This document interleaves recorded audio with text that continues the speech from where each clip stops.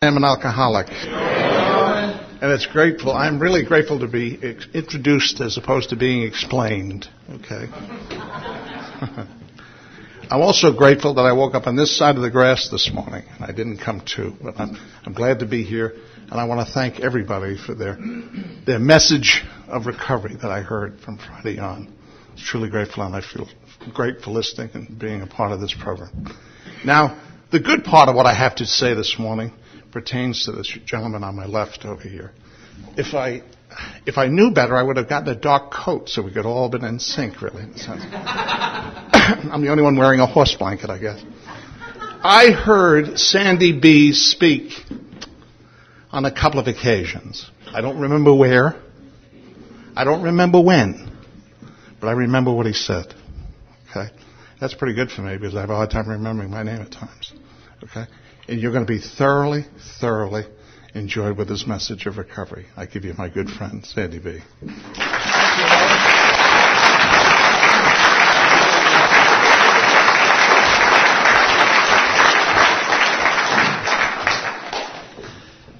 Well, good morning, everybody. My name's Sandy Beach, and I'm an alcoholic. It's been a great weekend.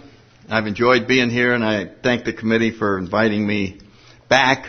I forget when I was at this roundup before, but it's a pleasure to be here. Let's see. I got sober on December 7th, 1964, and I've had the same sponsor since that date to now. I don't know if that's a record, but that's a long time for two guys to stay alive, you know what I mean? It's just,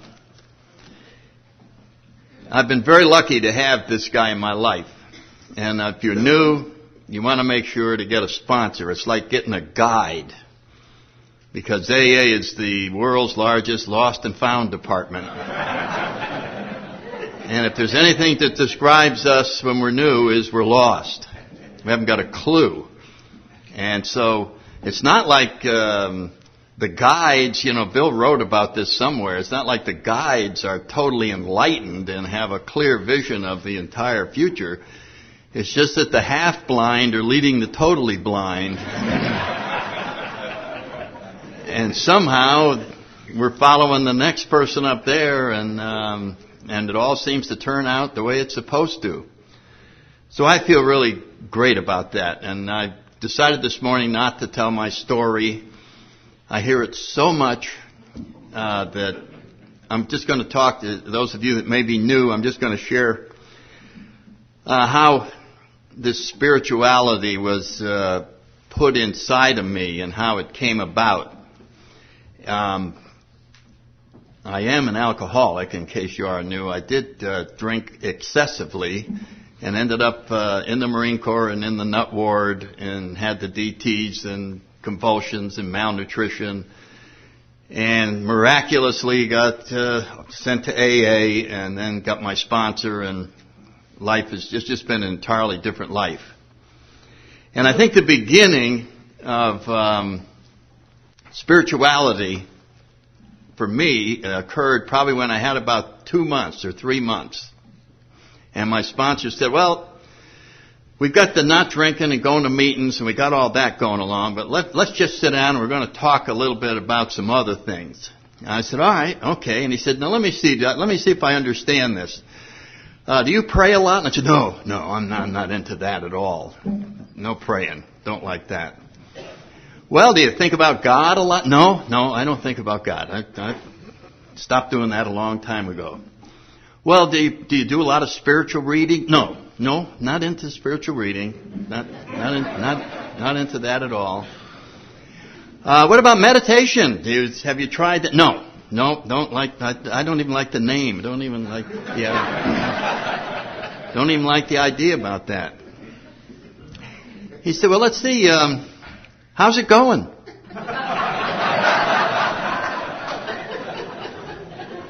So that's what spirituality is all about. How's it going?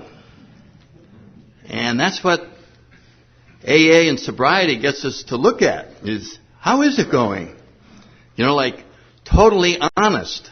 Could you get totally honest with yourself and say, how is it going? And if you get honest, it's not going very good. It's really bad. And of course, that's the beauty of Alcoholics Anonymous. That the emphasis is not on trying to convince us of the existence of God. That's for religions to do. What AA does is convince us of the need for God. And once we acknowledge that, the doors start to open. And so I started thinking about how bad things really were. That I was uncomfortable in my own skin. That I had used alcohol to fix the problem that I had. And so alcohol was not the problem, it was the solution. And now the solution had been taken away from me, so now I was going to be permanently uncomfortable. You know what I mean? I mean, going to meetings and not drinking made me feel a little bit better, but it wasn't making the dramatic change that I had seen in people around me. And so I was attracted to whatever had happened to some of these other people. And of all the places that we find answers, they come in some of the most unlikely spots. And I was looking back, and I would say that the prayer of St. Francis in the 12 and 12 under the 11th step was just an eye-opener when my sponsor explained it to me. So if you're new, I'm just going to focus on the first line in that and see if your evaluation of it was the same as mine was when I first heard it, because that prayer just starts out with, Lord, make me a channel of thy peace. So what do you picture when you see that? And I'm going to tell you what I pictured. I pictured, here I am, just a wreck, full of anxiety, all these things. And here's this vision that I have. Make me a channel of thy peace. So this channel opens up from somewhere up there. And all this peace flows into me, and I feel wonderful. And my sponsor said, well, that's close, but you have it exactly backwards. You have it exactly backwards. That's not what happens at all. You see, you are living in the self-centered, intellectual perspective. And that's exactly how it looks. But nothing in the spiritual world, it conforms to the intellectual world, and that's not how it is at all. And I'm going, oh my God, this is getting complicated. I just don't understand this. All we're talking about is a little channel, and now he's got me off into advanced something or other. And he says, well, look at the rest of the prayer. It says, I want to be a channel of your peace so that I can go out and bring understanding and bring love and bring comfort and bring peace, so that I can go out and take care of all other people that I may run into. And he said the channel comes from inside of you out. That's what you had the energy completely reversed. You thought you needed something. You don't need anything at all. You already have it all inside, and it's been locked in there through your character defects. It's been blocked, and that's why we have these steps to open that channel, so that all of this can come out, and you can allow this infinite supply of peace and love that's already inside of you to get out. And you're going to find the greatest joy in the world of just spreading this. And I remember going, well, it doesn't feel like that. It feels like there's nothing inside of me. It feels like I'm empty, and if I ever open this up and let whatever little was in there, I had the picture that I was like a balloon, and and then I was going to go and just be flat. And so it took a leap of faith to understand this is what he was talking about. And for me, the most amazing place to find all of this information in our big book, this is my favorite chapter, the chapter to the agnostic. I think it's the most spiritual chapter in our big book, and I remember when my sponsor gave me my big book, I had no intention of reading it. I already knew what my problems were. I knew what the answers were. I had known it all my life, so I didn't need to be bothered with, details. But he was dead serious about this book. And so I knew I wanted to make him convinced that I had read it. And I remember taking it home and pushing the pages and make them look like they were worn. And I got... magic markers and just scribbled around, little things and put the coffee cup and made coffee stains, and it looked like let a cigarette burn out on a page, and it just looked like this book had been just devoured. And while I was skimming through, I saw this chapter of the agnostic, and I didn't read it, but some of us know what's in stuff without reading it. I know that there may be some of you here that, and you just go, oh yeah, that's the chapter for us agnostics, and that's where we stay sober, and then all the rest of the people read the rest of that stuff, and the steps and all that. So when I get with it, I'll be getting that chapter, and I'll be learning how agnostics stay sober when I read that chapter. And of course it was quite a bit later when I actually got serious about all this and got into that chapter. And if you're new, I can tell you what the chapter says in 3 words. It says, change your mind. That's what the chapter says. If you're an agnostic, become a former agnostic. That is what it says in there. And it really helps. I mean, this is why AA is so practical in terms of spiritual things. Because it starts out, and this is where I get my definition of the disease of alcoholism out of the chapter of the agnostic.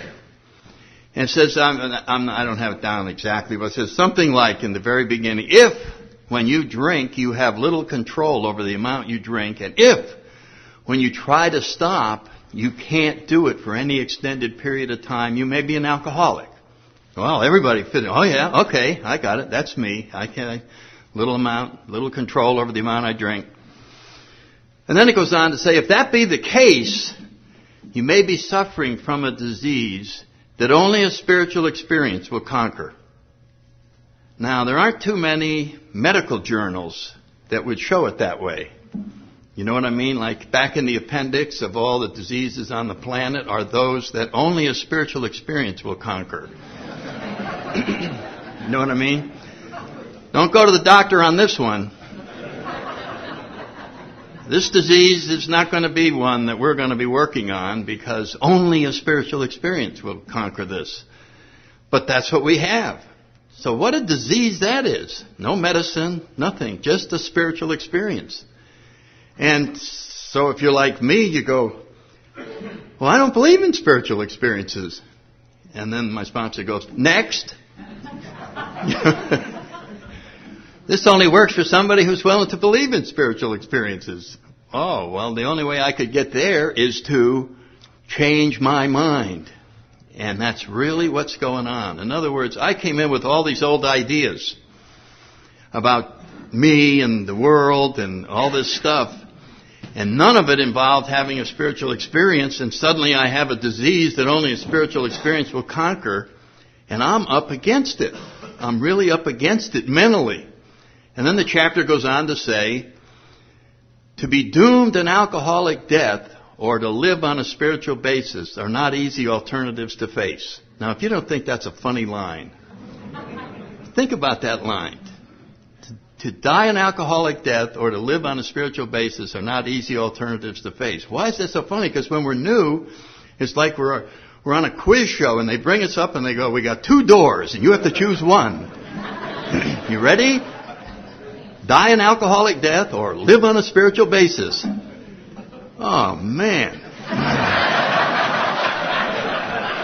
Whoa.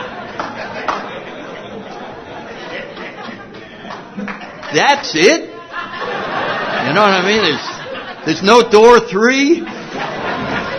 Just coast along like I've been doing. And you almost feel like sneaking out and getting on the phone, calling up a doctor. Listen, doc, a friend of mine's curious about this. How bad is an alcoholic death?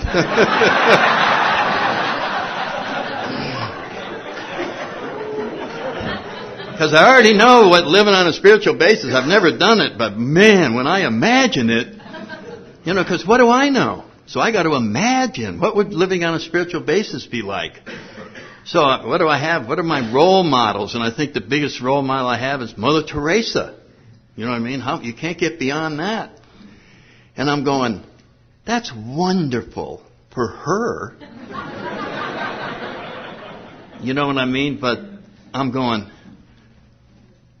I'm going to give all my stuff away and I'm just going to be over in in some little poverty place, just taking care of people for the rest. It's almost like, what about bowling? Does it have to be that intense? Does it? You know what I mean? I can't get too spiritual. I might give all my stuff away. So I've got to control. This is the mind trying to come in here, talk about half measures. You know what I mean? Yeah, I'd like to get half spiritual, and and it turns out that there's no half help available. There's no middle ground. You can't get a little bit sober. You can't get a little bit spiritual. And so that's what makes it such a monumental program. And so I'm sitting in there looking at this stuff, like, whoa. And then we start talking about what the bottom really is like if you went back to drinking. And then I go to meetings and I hear people who were willing to go beyond the nut ward and and get sick beyond where I dreamed of ever getting.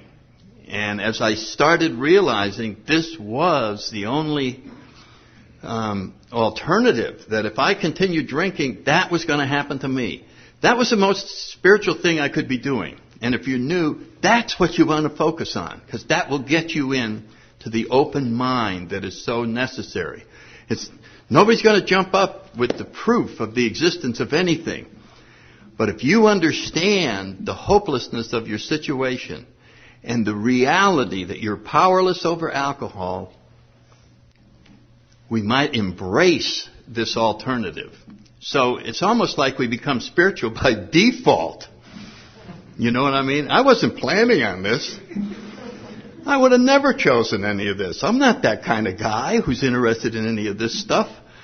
I just had a deal. It's just like the mafia made me an offer I couldn't refuse. You know what I mean? It was like, you get spiritual or Guido comes by.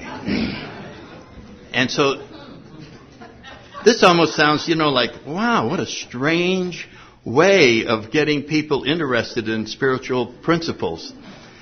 But let's face it, that's how we all got interested, whether we admit it or not. It was because the reality of our own nature was explained to us. And it was explained that our problem was lack of power. And so I wrestled with this. And what I wrestled with was not wanting to lose total control over my life. I wanted to become a little spiritual, but keep some bad stuff just to have fun with. You know what I'm talking about? And so when I look at, we started into the 7 deadly sins, and we got to get rid of all of those. And I'm going, okay, pride, get rid of that. I don't want pride. I don't want anything to do with pride. And then I kept going, no, but I'm proud of this. And I always found exceptions. And I remember there was a meeting up in Washington. It was an old group. This group had been around for a lot of years, and they had, I don't know if you remember the old groups, they used to have like about 50 character defects listed on a big board, and somebody had hand-painted them all. And lo and behold, on that board, there wasn't pride. It was false pride. And I remember reading that, and I said, that's it, false pride. That's bad. But some pride, like my pride, would be all right. And I was in the Marine Corps at the time, and pride, I tell you, I must have gone 4 years just on the word pride, trying to justify it. And it's, of course, like it says, it's not by accident that it heads the list, because it ends up justifying all the rest of them. Got to have some pride. And so as I examine this, like year after year, I would come up with, well, it certainly must be all right to be proud that my son is a good Little League player. I'm so proud of him out there. But when I got honest, I'll tell you what that word meant. It meant I want everyone to know that I'm the father of the kid that just hit that home run. And he never would have hit the home run had I not been the father. And I see you giving him a lot of the credit for that home run when it really belongs more over here. You see what I'm saying? It was, the pride always came back to me. And as I moved along a little further, I suddenly realized that I had the wrong word for what I was trying to express. And the correct word was grateful. I'm so grateful that that boy has all that talent, which he got not from me, but from God. So if anybody wants to applaud that home run, give God a big hand, because that's where the credit goes. So it was a question of inventorying and going in. So pride was a hard one to even make a beginning on. Greed. When I first got into AA, I didn't want to hear anything about the steps. I didn't want to hear anything about meetings. I just wanted a loan. I just needed like $2,000. You know what I mean? I saw that as the answer to everything. I had all this, whatever I was worrying me, I just said, if I had $2,000. So I just saw this of greed, just the idea of not wanting to take care of myself because there was so much lacking inside of me. I felt this lacking because I was not interested in spirituality. I was not going to understand that I could be filled from the inside out. I saw that I had to get things from out there. And so I just went right through the whole thing. Envy, of course, I remember, everybody, look at that car he's got, and I got this piece of crap, and I can't even afford a battery for it, and I won't be driving it till next Wednesday when I get paid. And you remember all the things that are going on. And then lust. And I remember going, lust? I want to get totally rid of lust?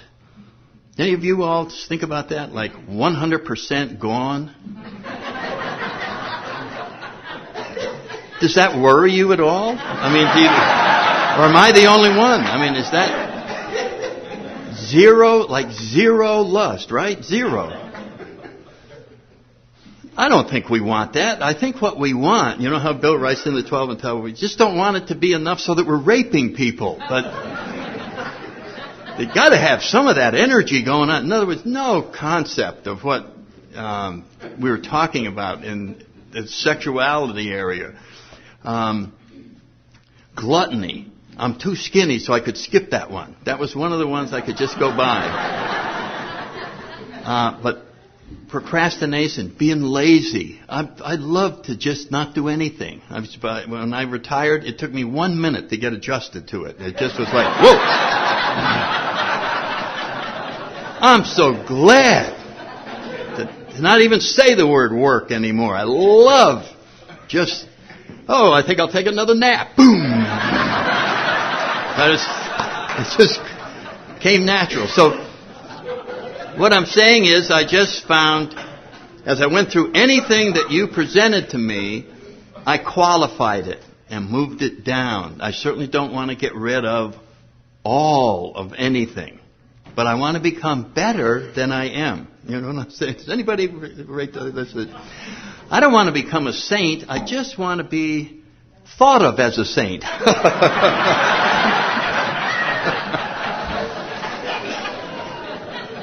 I don't want to be honest. I want to have a reputation for being honest. And then people will deal with me in business, and I can take care of them as appropriate. You know what I mean? I'll be honest most of the time, but man, if we're not making our quota, we got to get in there. So this is the spiritual dilemma. If you're new, you're probably going, man, this sounds difficult. Well, it is. It's very difficult. It constantly involves changing our mind, changing what we set up for ourselves as an ideal, because these ideals are very limited, and it's a struggle that's just gone on and on. Now, I was thinking about how this all got started, and I always like to give credit to Dr. Young. And if you all remember the AA's origins, it really started when Roland Hazard, the millionaire from Rhode Island, alcoholic, ended up probably going to lose the family business, which had been there forever, and tried everything the United States had to offer, and somebody finally came up with the idea that Carl Jung in Switzerland was the last chance for this young man to possibly save his life. And he went over there to spend a year seeing Dr. Young. At the end of the year, Dr. Young said, I've done everything, that I can for you. You understand the situation. If you keep on drinking, you're going to end up in a sanitarium for life. And he said, I understand that. So I think I've made all the changes I can in your personality. Good luck. We'll see you later. And Roland left and got as far as Paris, where someone asked him the wrong question. They said, "Would you like a drink?" He said, "Yes, I'd love a drink." And he's drunk again. And he came back to Dr. Young after some drinking, and again in total despair, and said, "Look what happened to me." And this is when Dr. Young just said the most humble thing I can imagine for the world's greatest psychiatrist, talking with this millionaire. And he said to him, "There's nothing I can do for you." And whenever I see that, I think about the end of our readings in chapter 5, when it said, "No human power could have relieved our alcoholism." And certainly Dr. Young symbolized the epitome of human power that was available at that time. And here was the absolute zenith of what could be done by mankind, and it looked this alcoholic straight in the eye and said, "There's nothing I can do for you." It was the ultimate first step. Do you understand powerless now, Roland? And it hit him like a ton of bricks that, oh my God, it's over for me. And Dr. Young said, "Now I have heard of some cases like yours where people have gone and sought a spiritual experience and they have recovered. So I would suggest to you that you go out and look for some sort of a spiritual experience." And Roland did. And he found the Oxford movement. Oh, thanks, Dan. 1 second.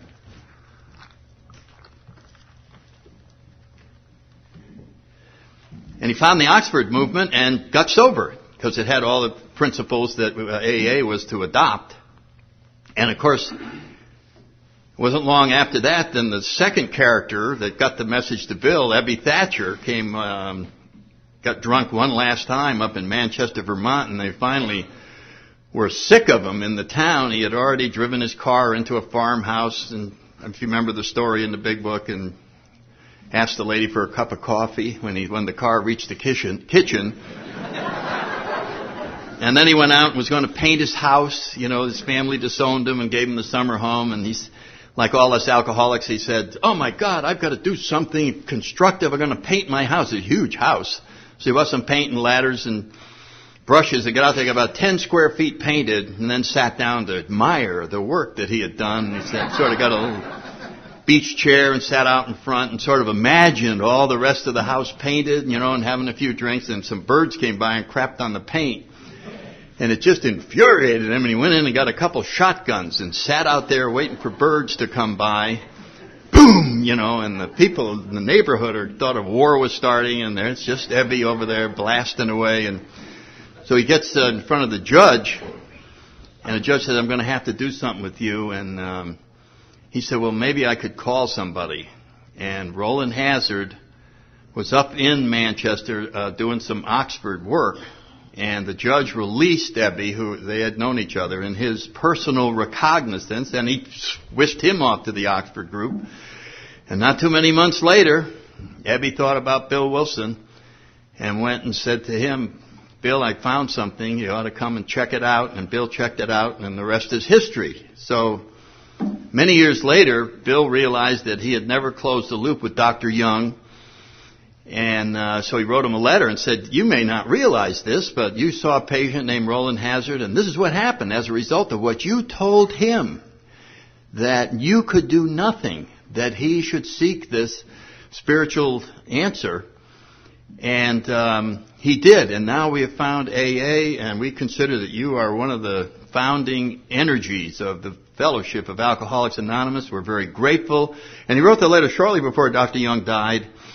And Dr. Young got to write back. In the grapevine, you'll see this exchange of letters every so often between Bill and Dr. Young. And basically, Dr. Young said, "Geez, I've often wondered what happened to Mr. Hazard.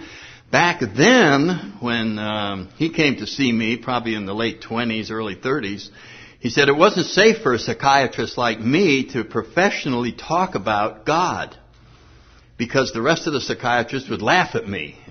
But Young was very spiritual. If you read any of his stuff with the symbols and all of the things, he was very much into spirituality and God being the center of everything. But he said, "I couldn't really say that." back then. Now I could talk more freely about it, and that's what I wanted for Roland, because I knew that this is what was his answer. Because I've since looked at a lot of alcoholics, and I have concluded that one of the things alcoholics have is an inordinate longing for God. Now think about that as the disease of alcoholism. That the real problem us alcoholics have, and we don't know it, is that we miss God a lot. Only we don't know that's what our problem is. We know that we're just constantly restless, irritable, and discontent. And we use our intellect and we look at it and we go, you're not going to see that we're missing God, that God is missing in our lives. It's just that money must be it. We've got to find something to relieve this freaking thing that's always nagging me. It was always there. Something was missing. I just don't feel right like other people.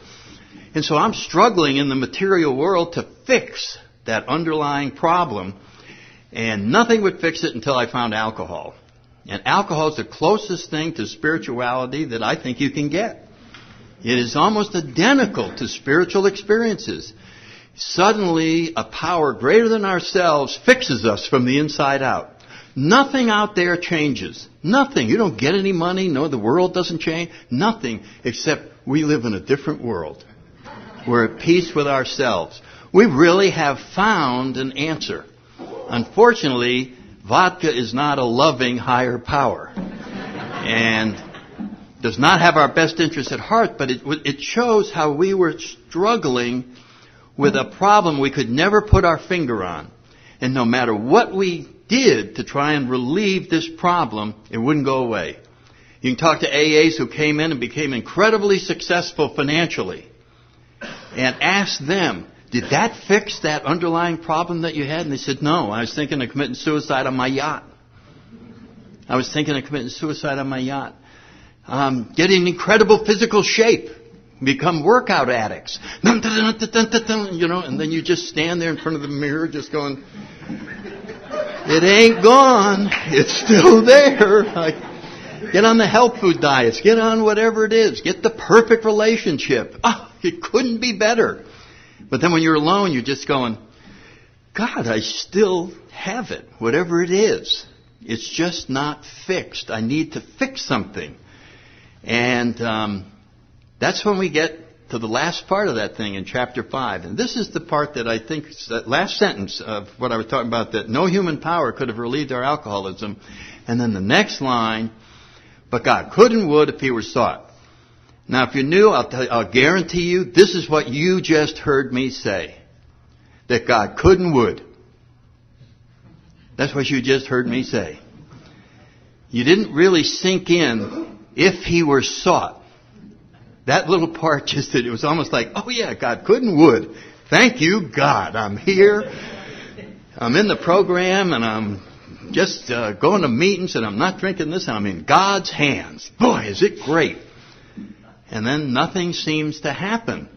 And so maybe we got to focus in on a word that's right in there, and it's called seeking, which is exactly what Dr. Young told Roland Hazard.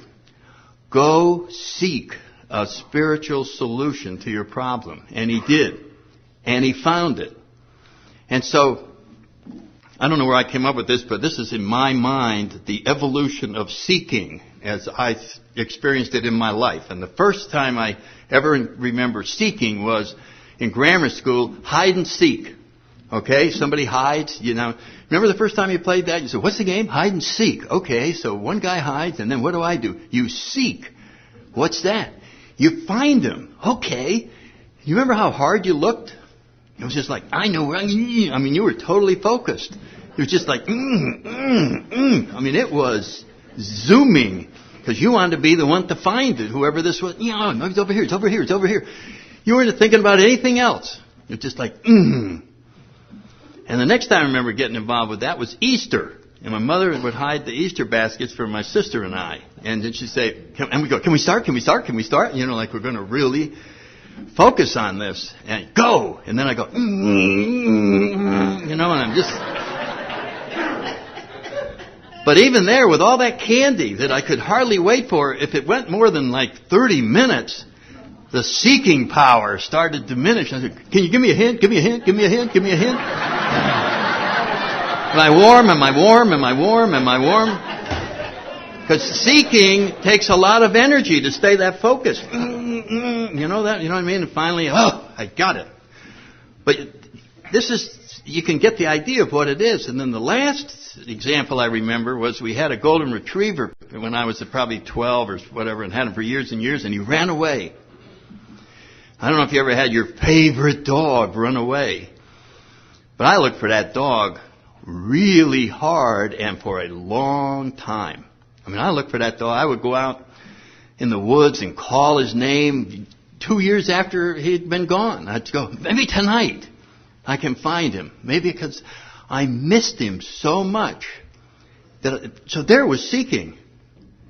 Now we come in and we read chapter 5 and says, God could and would if he were sought. Now let's discuss some of the seeking that we've done. Here's a typical seeking day for us alcoholics. You ready? We start the day with a 24-hour day book on the toilet. Okay.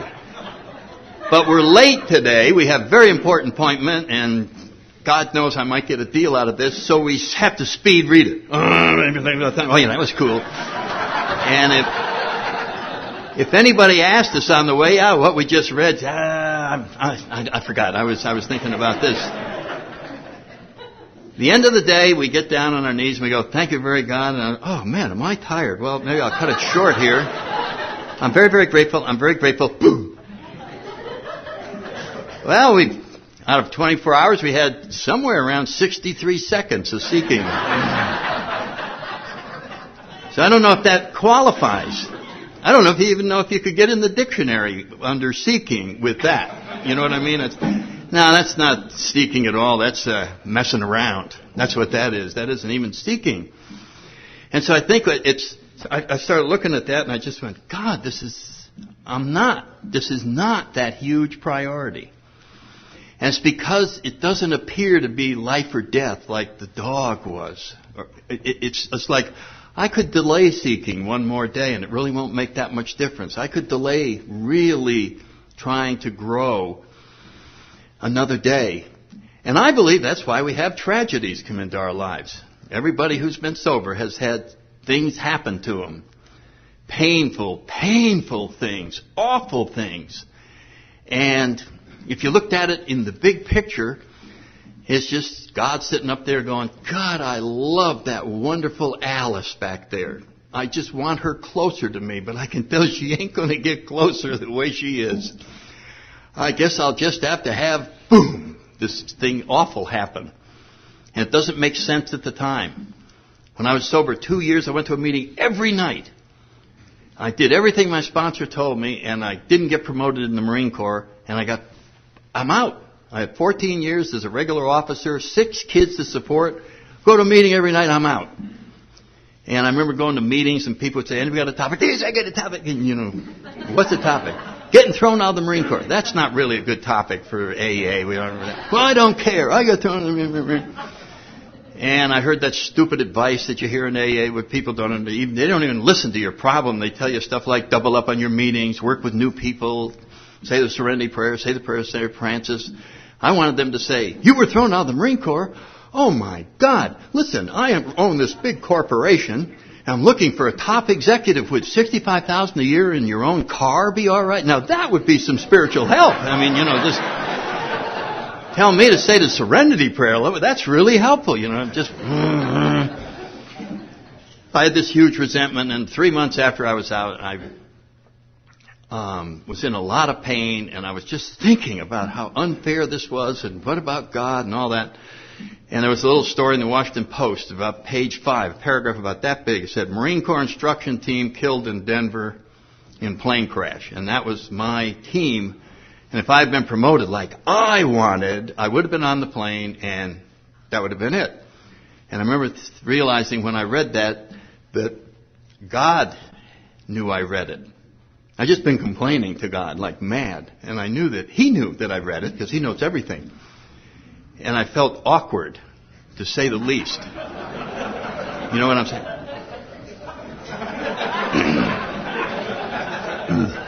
And so I said, well, if you just told me that was going to happen, I wouldn't have been complaining. about all this stuff.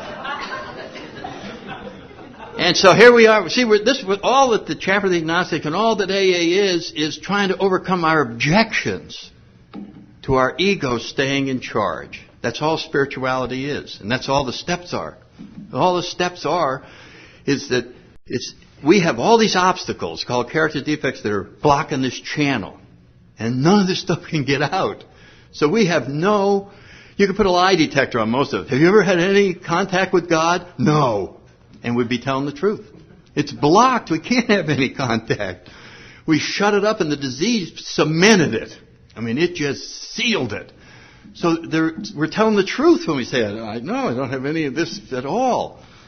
And so that's what this is. We just got to pull all this stuff out of the way so that the channel can be opened again. And I remember just going, you want me to believe in this? You want me to believe that it's possible to be guided by God? You know, I'm going to turn my whole life over and blah, blah, blah. And I remember when I was 12 years old, I joined the Boy Scouts. Did anybody ever join that? And I only was in 1 year. And we went to the thing, and probably after about the 10th meeting, the scoutmaster got up and he said, this is a compass.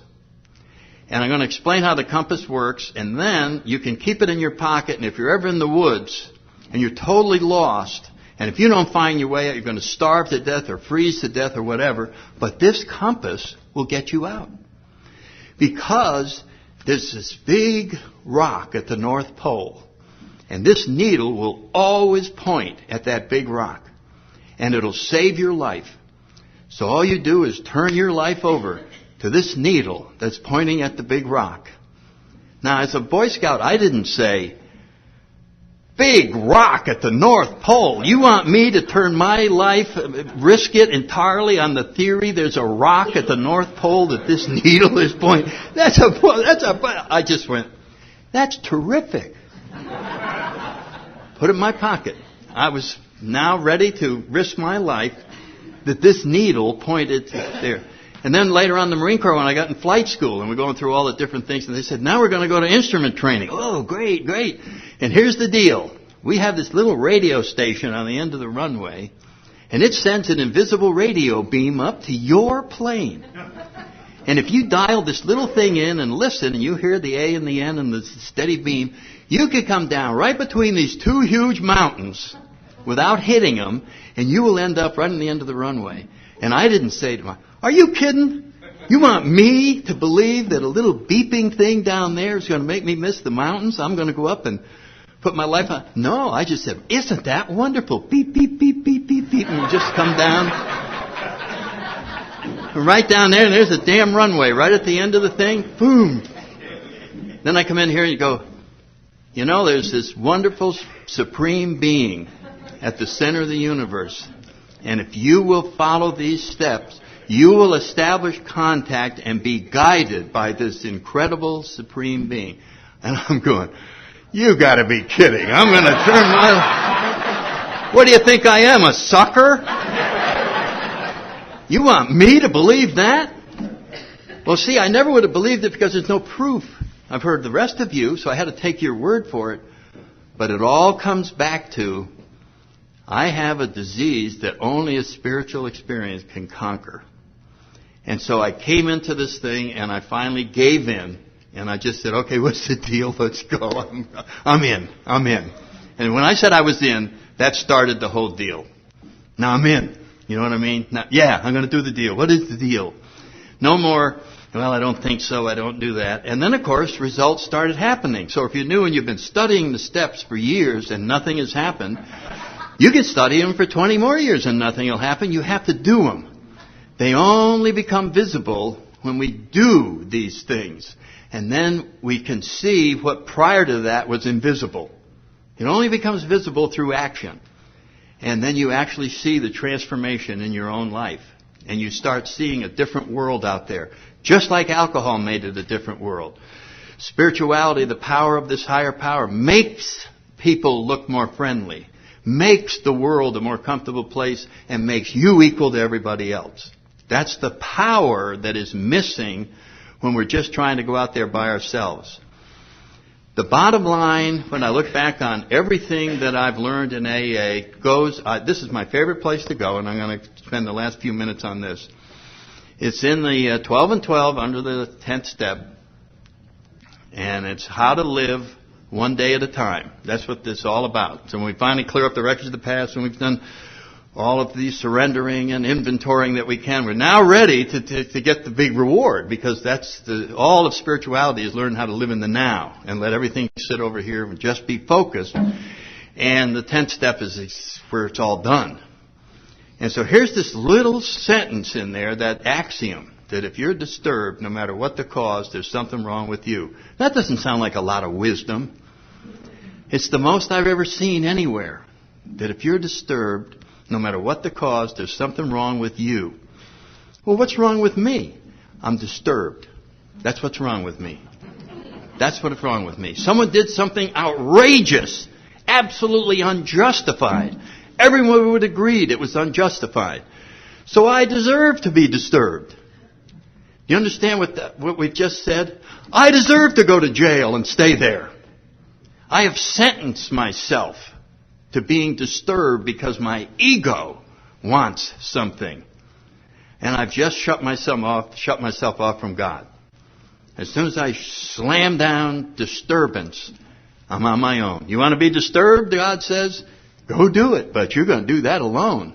So now it's just me against the world. I don't even have my higher power anymore. So when I'm disturbed. So what is it saying? It says we've got to have a way to get undisturbed. We've got to make being undisturbed our top priority. And as you start through the day, anytime you get undisturbed, time out, beat, and if you get disturbed, get undisturbed again. And there's millions of ways to do it. Just stop. Get out the little Serenity prayer card. Read that a couple of times. Call the sponsor. Whew, thank you. Now move forward. It's almost like you're not allowed to advance in a disturbed fashion. Because anytime you advance in a disturbed fashion, you do things you have to make amends for later on. And you treat people badly. You got disturbed legitimately. Somebody goes, oh, look what they did. So you go into the dry cleaning place and take it out on the lady in there. Where the hell's the suit? You know what I mean? And then she retaliates, and then you do the same thing in the supermarket, you do the same thing wherever else you're going, and you get home and you go, the world is filled with cranky people. I can't stand it out there. We have no idea that we did that to all the people out there. This was brought home in spades to me by my sister, who now has 25 years in AA, when my parents... They're both passed away now, but some years ago they were having their 50th wedding anniversary. She's planning the party up in Connecticut, and I'm going to go, and she's calling me, blah, blah, blah, and then she said, and we're going to invite Uncle John. I went, oh, God, Sue, don't invite Uncle John. We're trying to have a happy family get-together. God, please, is there any way we can not invite him? He's just so obnoxious and abrasive and all this. And she said, oh, he only does that when you're around. I went, what? Oh, no, everybody loves him. He's great. He's a wonderful guy. And I went, that couldn't be possible. You know what I mean? But she had a lot of years at the time, and so I said, okay, I'm going to trust her. I'm going to say he is a great guy. So I'm going to just pretend he's a great guy. And so when I saw him, I ran up and I just went, hey, Uncle John, how you doing? I'm so glad to see you. And I think it just blew his mind. He went, well, I'm so glad to see you. And he was a great guy. You know what I'm talking about? It was... I must have had some other idea and just, brought out the worst in him. And that's what us alcoholics have the power to do, is to bring out the worst in people. And then we come home at night and complain about the world that we live in, and we don't see our role in it at all. So it all comes back to never do anything when you're disturbed. Now, in other words, pick a day next week and make it Undisturbed Thursday. I may not get anything else done, but I'm not going to get disturbed. I'm going to go out and I'm going to let everybody be wrong. Go ahead. Hey, you want to drive that way? It's free driving day. You just go. I don't care. I'm backing off 3 car lanes. You just drive any damn way you want. I'm not into this. Because I'm going to go through without being disturbed. I'm just not going to be disturbed. Well, what happens when we go through a day like that? We have so much more energy than we normally have. We are so close to our intuitive, creative side that answers just flow in to problems. It's so easy to make decisions when you're not disturbed. We're in touch with our spiritual side when we're undisturbed. We are allowing God to flow through us and guide us in our thinking and our actions, and we're treating people in such a loving fashion that they're loving us back. And we come home at night and we just go, man, I ran into the greatest people today. It was just amazing, the people that I ran into. And so when you look at that, in the 10th step, it just said, now how can we stay undisturbed? Well, it suggests the spot check inventory, but there was the 4 points. The honest analysis of what's wrong. Really be honest. What's going on here? Is it my role or was it them? If we decide that the blame belongs somewhere else, we forgive them. If we decide it's our fault, we make an amend. And a top priority is self-restraint in the very beginning. And that's what we talk about. Go out of the house in the morning with a 10-second cushion. Let anybody do what they want. And if we get disturbed, we allow 10 seconds to go by so we can get absolutely furious and then come back down before we do anything. And this to me is just one of the great spiritual things that I've picked out of living a day at a time. Is if I'm undisturbed, I treat other people like God's children and they treat me back, and I come home at the end of the day and I go, what a great day. And it all was because of the priorities that I put in my life. And the last thing that I was going to talk about was forgiveness. Because my ego sets limits on that. Yeah, I can forgive up to a limit. Up to a limit. You know what I mean? But sometimes people go over the line. They shouldn't be forgiven. It's almost like that's going to hurt them. The only person that hurts is me when I decide not to forgive. So I'm trying to go, has there ever been a teacher, has there ever been anywhere where they sort of gave us a clue as to what the limit might be? And I was thinking about a teacher that we had about 2,000 years ago, and they're nailing him to a cross, getting ready to kill him. And he said, forgive them. They know not what they do. So in my scorebook, when something awful happens to me, it has to exceed being nailed to a cross and killed in order to qualify for not forgiving. Okay? In other words, I think that's sort of the standard. You have something that's worse than being nailed to a cross and killed. I'd go ahead and hold on to that one. But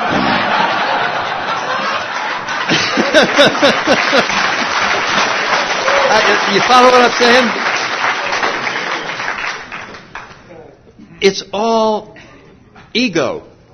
There's a wonderful reading in the May 3rd. It was just in May 3rd in that little 24-hour day book about forgiveness. And it's talking about, you're having a hard time forgiving, you had time to forgive. Forget about trying to forgive anybody. You got to get rid of self. You've got to get rid of self. You know the prayer of St. Francis. We have to kill self. We have to kill this ego. We got to get rid of this self-centered part of us. And as we work on that, by applying our principles, talking to our sponsors, praying, meditating, whatever it takes, if we can reduce that self down to a nothingness, we will find there's nothing inside of us that remembers the injury. Because the only part that was hurt, the self, is gone. And we're free. We're free. So it's always a test of our self gets hurt, and that's not who we are. That isn't us at all. We're the person behind all that. And to me, that's what spirituality is the willingness to take this journey with the hope that we will finally solve that fundamental disease, dis-ease, that has been inside of us all along, that Carl Jung suggested. We just missed God a lot. And part of us is dying to get back in contact. We just dying to get back so that we have this channel so open that all of our needs are being taken care of from the inside. And therefore, we don't need anything from the world. So we can just let it go. We can just have a wonderful time and see where we can be useful. Useful is, we just have that throughout our literature. Make me useful. And so it's a question of giving God all the credit, just becoming an instrument. Instead of trying to be as huge as we can be, we try to be as small as we can be. Remember what a big shot we wanted to be? Well, we are creating a vessel to go through the sea of life. And when you design an ego-centered vessel, you have created a boat that's about 120 feet wide, 15 feet deep, and you're pushing it through.